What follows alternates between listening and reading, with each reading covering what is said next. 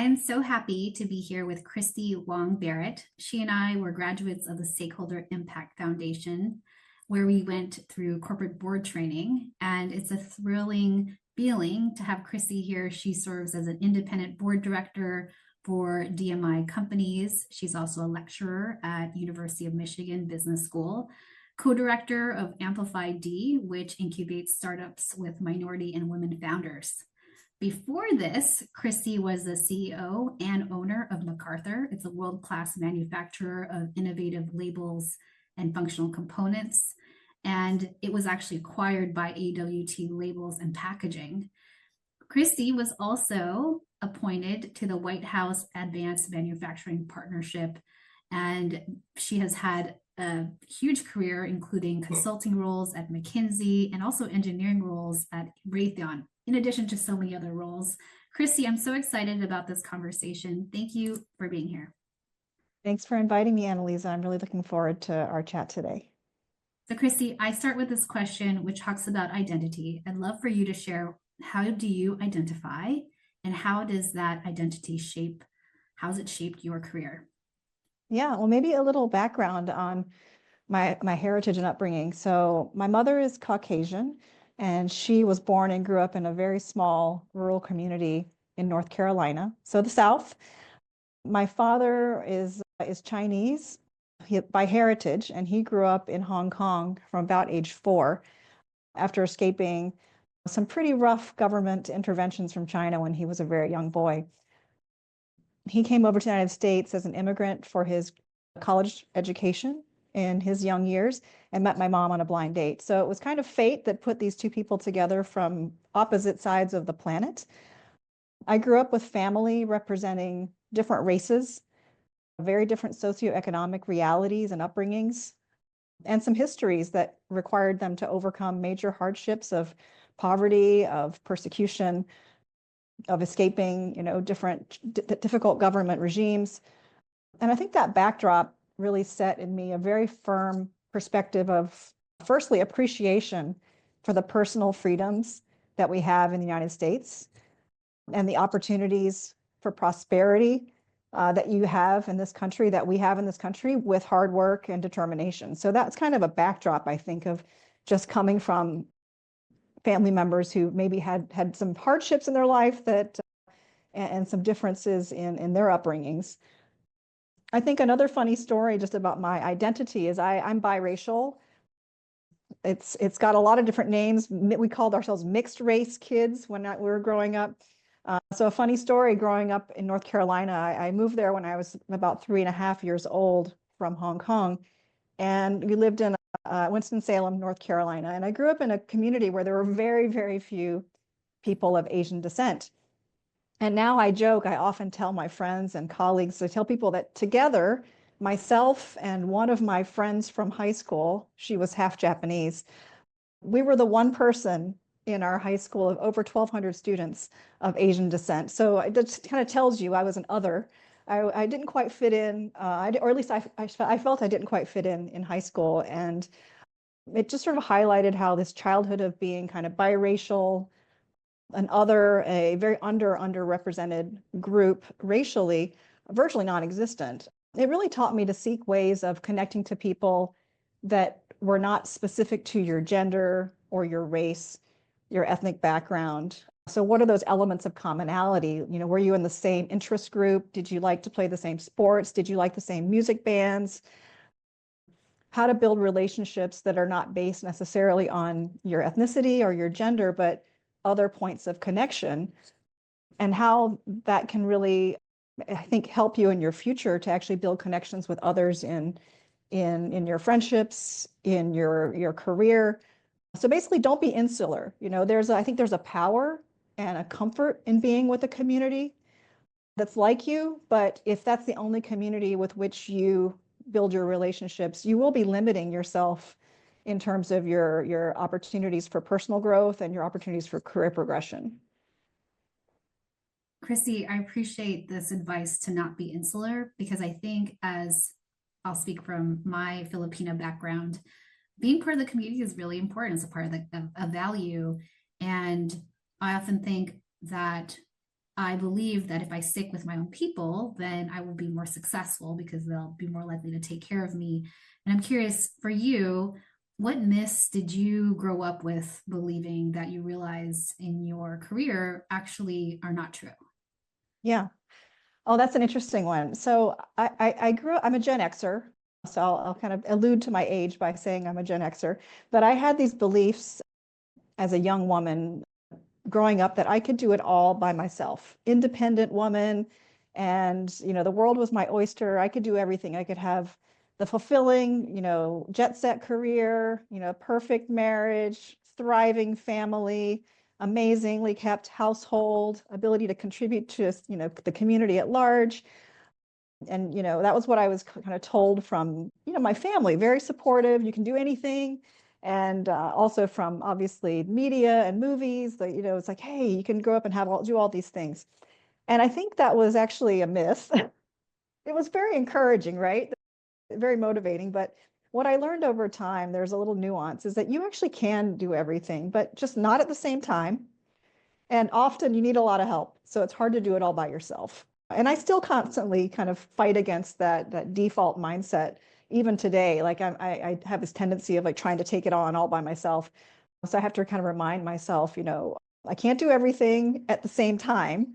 I have to sometimes pick a few priorities, work on those, make some progress, and then switch gears. And then also, getting help, not being afraid to ask for help from others, or work with your partner, your family members, your community, your employees, to get the help that you need to achieve all those goals. Because it is really hard to do it all by yourself. And if you expect that you're not successful because you're asking for help, then you're gonna end up burnt out. Chrissy, those words are not just powerful as a person in personal life, as a mother, but also as a leader. And I'm curious, did you aspire to be CEO? I mean, that's where you ended. Were you young Christy wanting to be owner, CEO of a manufacturing company? It's so interesting. Are you familiar with the Little Miss and Mr. Men cartoons? Someone once got me a t-shirt that said Little Miss Bossy as like a kid. So I think maybe it was in me, it's somewhere, but I didn't realize it at that young age. So I didn't have a goal of being a CEO. I think I always liked having responsibility. I liked developing the organizations around me, like whether they were clubs in high school or activities in college or departments in the organizations I was working in, or special events, and also expanding the scope and scale. So I have this kind of entrepreneurial natural drive. And while I was in management consulting, I had this opportunity to shift to a more internal role. Partly it was driven because of some personal needs. I had a family member that wasn't well, and I didn't feel like I could balance the travel schedule that was required to be a successful consultant with some of my personal needs at the time. So I was able to identify, and the company was able to find an internal role for me where I had a chance to develop and grow and scale a functional practice. So it was sort of like an internal mini CEO position. And if you can imagine being in the bosom of a large consultancy, you have things like a very insightful board of directors. So the partners that I could work with to help shape our strategy and execute were incredibly talented. You had, so much growth potential with the work we were doing, world-class talent at my fingertips. So it was almost like I got to do the sort of mini CEO role within the context of a larger, well-supported organization. And so after doing that for 5 or 6 years, I had an external opportunity present itself. A family member was working in a business, is actually my husband was working in a business with his father, and his father was kind of thinking through some different succession alternatives. And he approached me and asked if I would be interested in taking on the CEO role of this family business, privately held company. And I think at that time in my career, I felt like I was ready. I had already successfully proven I could grow an organization. And I think I was ready for the next kind of entrepreneurial challenge. And on top of that, I'd been telling other corporations how to do work, how to make their companies better for 12 years, 15 years of my life as a consultant. I felt like it was time to kind of put my money where my mouth was Rather than just kind of telling you in a PowerPoint presentation, here's how you can improve your company, I would have to go do it myself. And I knew that I would get some new learning skills by doing it as well. So it was a combination of kind of career unfolding, opportunities opening up, and feeling ready enough to take on the next challenge. Would you say that the training that got you to be accelerated? I mean, you've had engineering roles, you've had consulting roles, the big brands. I mean, Yeah. what do you think was the key to accelerating the career, to getting to, Yeah. I know you get the Oh, yeah. direction, but like really what was besides the experience and the luck, we'll call it, but like there was real skill. What would you say that was the step? I think some of it is just knowing an opportunity when you see it. I think there's part of it was hard work. You have to work hard. Everyone knows that. Nothing comes easy. You have to be persistent. You have to have an impact. So, do what you say and deliver on time. But I think there's a piece around just recognizing opportunity and not letting them go to waste. So whenever you're presented with an opportunity to work with some partner who might be, particularly well regarded, or a topic that you're super interested in, or an assignment that takes you to 7 different countries in 8 weeks, and you see those as stretch opportunities because it's something you've never done before, one person might say, I'm not ready for that. Another person might say, hey, I haven't done that before. I want to build that skill set. So kind of leaning into those opportunities.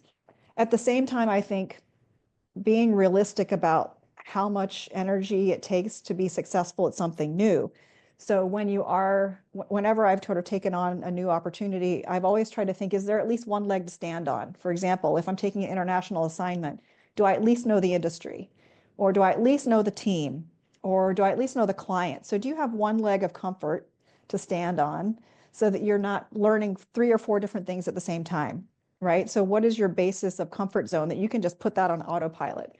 Maybe so thinking about what's your kind of autopilot zone when you're stretching into some of these new areas, because if everything is brand new, it's a little higher risk, right? It's very exciting, but there's a higher risk that you might not be successful with your goals.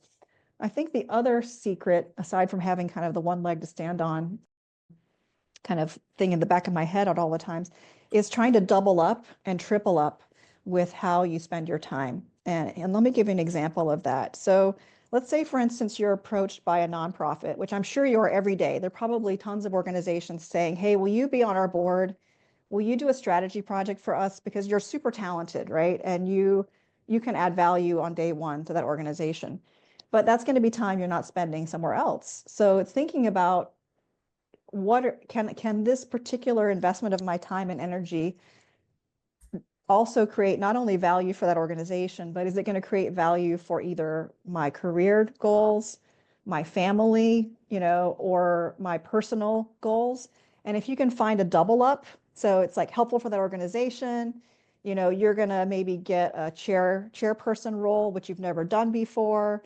And it's a powerful network in the community that you want to start building a relationship with. So there are like multiple facets of that opportunity that can be accretive and accelerate your either progression in the community, in your career, your relationships that you're trying to develop in your community, perhaps a cause that you're very, very passionate about. What I've found is that if an opportunity only has sort of one thing, like, oh, I'm going to have a positive impact on this community, it becomes a little harder to make real space for that, or you end up diluting the space that you do have. So I think you can accelerate just by being really intentional, right? Finding these double and triple up opportunities. And I'll give you an example. I was very young at the time. I was an early parent. I think one of my kids was 3 years old, and I might have been pregnant with the second one. And I had an opportunity I'd never been on a board before, and someone approached me about a board opportunity in our community. I had never been on a board. I was working full time. Juggling a toddler and pregnancy. And I thought, oh my God, the last thing I can do right now is like take on another responsibility. But I kept thinking, this is such an opportunity. Do I have time for it? And so I had to really think about it and say, well, you know what? This is an organization that supports my community. It's something I can bring my kids to because it was around the arts and around summer activities.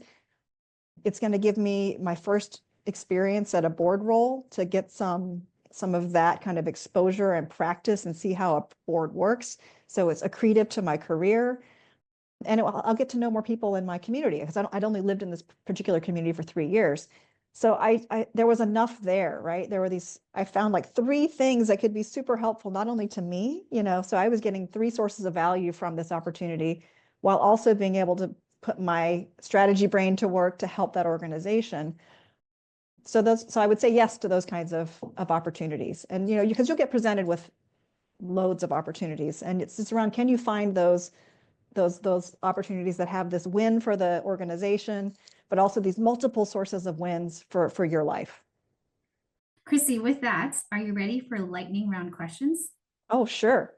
I'm terrible at these, but I'll try my best. Chocolate or vanilla? Okay. Chocolate if it's chocolate in its like chocolate bar state, otherwise vanilla. Cooking or takeout? Cooking, 100%. Climb a mountain or jump from a plane? Definitely climb a mountain. Have you ever worn socks with sandals? Maybe once with Birkenstocks, a long time ago. How would you rate your karaoke skills on a scale of 1 to 10, 10 being Mariah Carey? 5. What's a recent book you read? Net Positive by Pullman and Winston. What's your favorite way to practice self-care? Getting a massage. What's a good professional development you've done? Most recently from the Stakeholder Governance Institute around governance of public boards. And then earlier in my career, I did complete my MBA full-time, but also continued to do executive education throughout my career. And Kellogg had a great program, and Dartmouth Tuck program were fantastic. Both of those had excellent executive ed. What's your definition of a boss mama? Oh, a boss mama. Be persistent. And then where can we find you? Like LinkedIn, anywhere else? LinkedIn is the best place.